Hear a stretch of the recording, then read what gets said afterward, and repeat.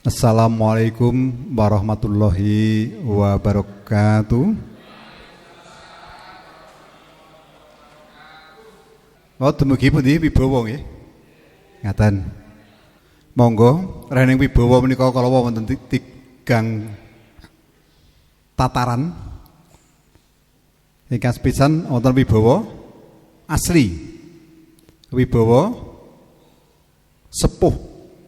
Wibawa pangkat. Menengaten pambiwara rene sampun pirsa menawi wibawa perlu kadarbi dipun gadahi. Mila monggo dipun budidaya sinaosa mboten kleres nembe maraga tetep panjenengan tansah njagi wibawa menika. Mangke badhe kula aturaken jumbuh kalian tulodo sinerat teks ingkang sampun kula aturaken. Kula nyuwun mangke wonten ingkang majeng mbaka setunggal wontene ingkang baken ingkang namung cekap mbiya warakaken menika naminipun napa nggih? Pambiwara. Ingkang pranata pratitisaken nyawegakaken sepados pambiwara menika nguwaosi menika panata cara. Mila kula nyuwun setunggal ingkang badhe mbuka tata cara. Sinten ingkang kersa? Sinten? Monggo. Wonten ingkang kersa? Nggih. Monggo. Nggih. Mboten napa-napa. Swara alit saged dipun damel sae. Ning dipun damel ageng mboten saged, ning tetep saged dipun damel sae. Maos nggih monggo.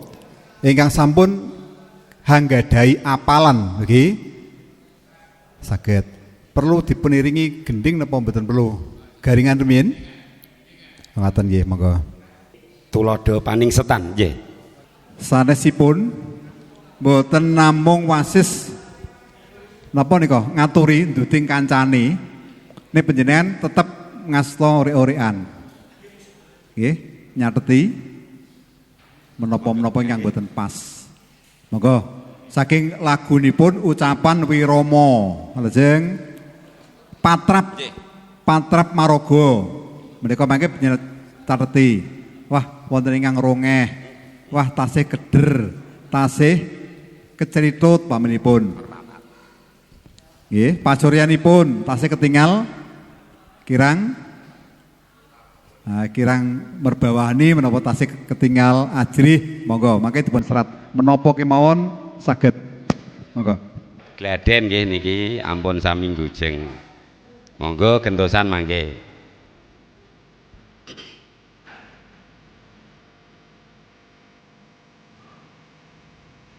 Nuwun, kula nuwun.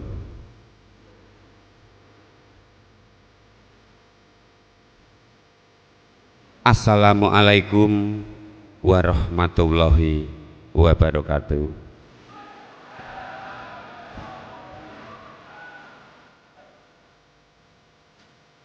Lumintuning pudi hastawa saking Gusti Kang Hakarya Loka.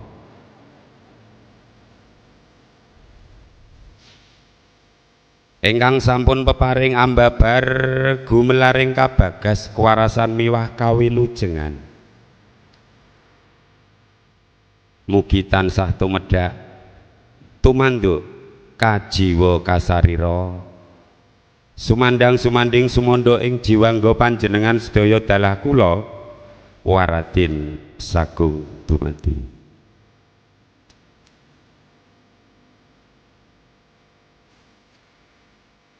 Wonten ngarsanipun para sepuh pini sepuh aji sepuh ingkang saduhu pono ing pamawas lebda ing pitutur ingkang tansah hambawa mastuti dumateng pepoyane kautaman ingkang binektenan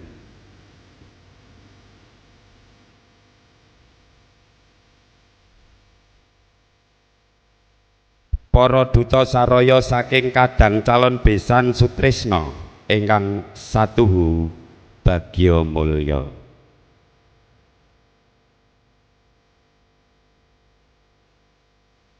Para adilenggah kakung miwah putri ingkang minulyeng budi.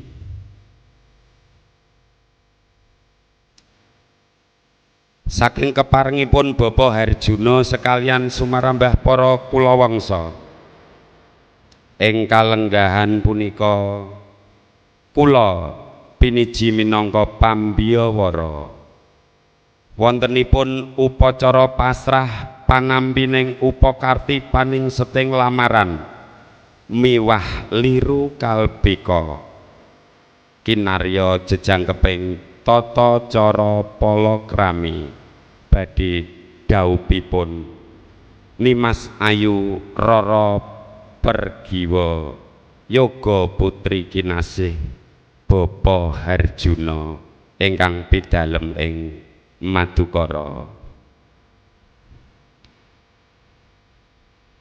ingkang ya badhe jinatukrama kaliyan Sang Abagus Kacanegara Atmaja jalunipun Bapa Werkudara mijil saking tlatah Yodipati.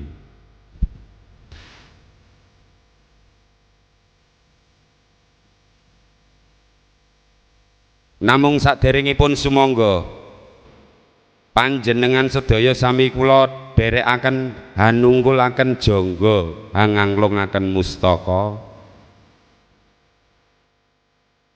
ngunjukaken puja puji syukur sahandap pepada dalem Gusti kang murbeng dumadi nyadong berkah idi pangestunipun murih pawiwahan ing ari menika purwa madya ngantos wusana saged lumadi kanthi permati. Sangyaning para adilenggah kakung miwah putri ingkang satuhu minulya ing budi. Parandene urut reroncaning tata cara ingkang badhe lumaksana nun inggih ingkang sampun rinanggit rinantam dening para kadang panawung krida kapurwakan kanthi pambuka ajring kang angka setunggal. Kalajengaken tata cara ingkang angka kalih nun inggih atur pambagya harja saking ingkang hamengkugati kasarira dening Bapa Puntadewa. Wondene tata cara kaping 3 wedharing sabda pasrah paning seting lamaran saha sauba rampenipun ingkang dipun sarani Bapa Setyaki. Sinambung tata cara kaping sekawan atur panampi dening ingkang piniji ing gati minangka sulih sariranipun ingkang hamengku gati hanenggih Bapa Nakula.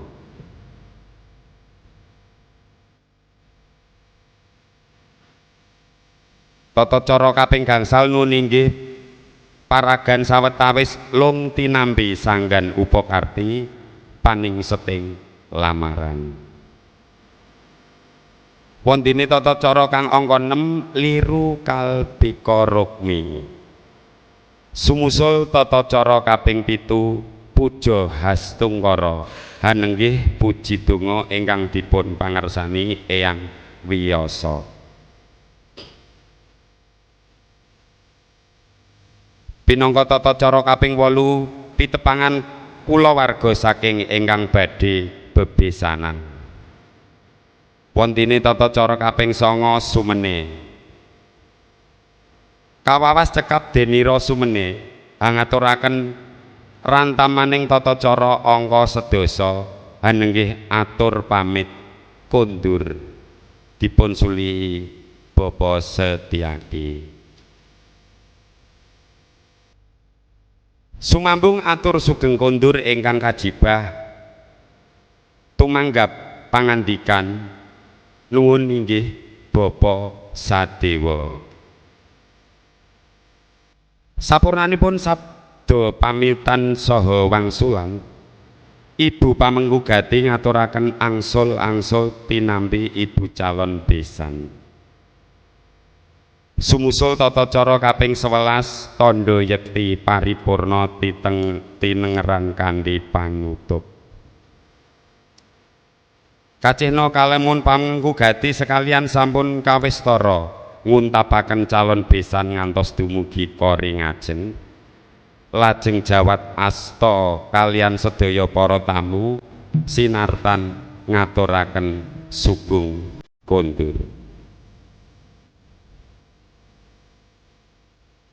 Mekaten para lenggah urut rerencaning tata cara ingkang badhe lumampah. Kasuwun wontena suka renaning penggalih para adilenggah tansah hanyenengi hanestreni ngantos titi paripurnaning gati. Kula pribadi pinangka pambiyawara nyuwun idi pangestu berkah panjenengan sedaya mugi anggen kula ngayahi jejebahan saged lancar gangsar mboten wonten pambek setunggal punapa. Nuwun.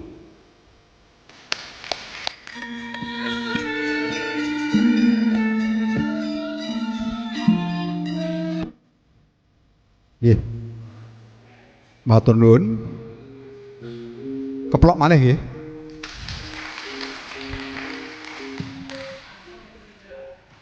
Pripun anggenipun migatosaken? Sae. Lho ngoten niku sae. Nggih. Mboten jenengan tok ingkang mastani sae. Kula nggih mastani sae.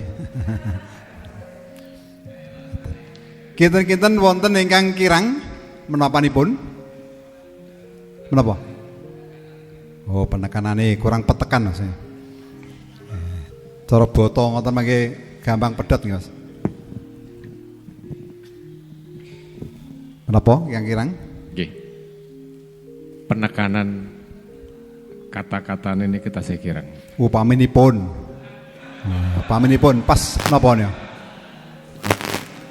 Pun Mas betul napa-napa. Sing guring kerasani, aku tak gedhingi nek nyalahno ya ngono iku lho. Dikon bener iki. Monggo. Ketinggal maos tag panjenengan nggih. Kasunyatanipun nggih maos tag. Dados kados napa mboten pambiyara tapi namung sekedar maos ngoten mawon. Ngaten. Lagunipun nggih. Nggih. Nek kedalipun dadi kedalipun. Kedal ngejanipun saged saestu napa wonten ingkang kirang? Nggih, nek ustane kula ngoten. Penekanan nggih. Penekanane sing kirang. Kedal kirang, terus poweripun nggih. Poweripun nika dipun tambah. Nika. Nggih. Sanesipun malih? Pak sinten nggih? Pak Gendut. Pak Jumadi. Oh, kok pawakan wonten Pak Jumadi terus nggih. Saben-saben bergodo nggih. Laris. Ngaten Pak. Kula batalaken tanggal 3 kalih Maret mangke gentosi nggih. 3 kalih. Sinten ingkang badhe kersa paring panyarwe sanesipun menika kurang tekanan poweripun. Kedalipun sampun rumados. Lajeng sanesipun wonten panjenengan Bu? Oh nggih. Monggo. Nah, niku kedah wantun manyarwe. Matur nuwun. Ben pedhangaken nggih. Nggih. Sepisan babakan nyepeng kertasipun. Kadang kados lambian. Oh nggih. Nggih. Ngaten nggih. Ngaten nggih. Nggih, kadang. Oh ngaten nggih. Nggih, leres. Nggih. Monggo pun lajengaken. Salajengipun kula kirang mangertos basa Jawinipun, nek bahasa Indonesianipun penjedaan nika napa nggih? Pedutan. Nggih, penjedaan Pedutan kangge kalimat, unjal napas. ngoten. Oh, ngaten nggih. Nggih. Non sewu kados ukara niki wau angka sekawan. Sinambung tata cara kaping sekawan atur panampi dening ingkang piniji ing gati minangka sulih sariranipun ingkang hamugati hanenggih bapa nakula. Kala wau waosanipun nggih dereng sae kula nggih. Oh, Tapi niki wau kula nangkep mboten wonten penjedaan. Nggih. Kegedean. Nuwun sewu, Pak. Anu kecepatan nggih. Nggih, kecepeten nggih. Sae. Nggih. Terus wau wonten ukara ingkang kecelitut. Kecelitut. Nggih. Nah, nggih. Rem terus bapa wau nggih kaping kalih endikanipun terus kecelitut malih napa wau nggih kok Nggih. kula serat ora tapi wonten ingkang kecelitut Ngaten, bagian wingking wau bapa nggih ngaten matur sembah nuwun pangapunten Keplok nggih. Matur sanget. Ngaten menika nedahaken ciri wanci, ciri khas sikap pambiwara ugi panata cara mbinjingipun ngaten wantun klepataken kersa ngleresaken. Nggih menika anggenipun ngleresaken kalian aslinipun sae pundi no? Pripun? Oh, lho sami saenipun tasih lepatnya. Pripun? Terus pundi? Nggih, ngaten nggih. Mila ngaten. Nglepataken sanes menika pancen gampil. Mila nuwun sewu nggih, mila menawi gladen kedah boten pareng gerah ing panah. Upami wonten ingkang klepataken dipun tampi. Dialem ora kelem, dicacat ora oncat. Oh nggih, dialem ora kelem ning dicacat mboten oncat. Kula nggih sami cartan kula ingkang ketawis kala wau mbegagahipun radi lumados wiyar kirang mriki sithik. Les rawean nika pancen badhe kula aturaken. Ketingal rongeh mergi srawean. Nggih. Ampun alit ing manah kula nggih riyen malah mboten namung tangan kula ingkang srawean. Suku menika nggih sami kemawon. Nggih Mas Eko nggih, bengine bar dapokan wayang merong, ngoten nggih lali. Oh, ngoten niki. Kaya ngarep nantang. Sirang kula ningali asiling syuting yang rumiyin syuting yang ingkang boten sae kados menika. Lho jebule sikilku kaya sikile Umar Moyo. Ngene. Nembe saged ngewahi menika. Nggih, nek kula menika srawean. Ugi kedalipun anggenipun ngucap monggo menika dipun telesih pirantos wicara. Menapa menika? Grana utaminipun tutuk nek nggih kersa A. Sedaya sarananipun kedah kersa. Ampun. Sedaya sarananipun. Ugi kedah budidaya. Pas anggenipun mapanaken swaranipun wonten pundi? Pita swara. Kalau wau kula tasih asring ngambang wonten mriki. Pramila saking Bapak, pramila saking Bapak Harjuna. Oh nggih. Pramila saking Bapak Harjuna. Menika tutukipun kedah wantun ewah. Nggih, wonten ewah. Sinten ingkang wonten panyore malih? Oh nggih, monggo. Sedaya boten napa-napa. Sedaya nggih.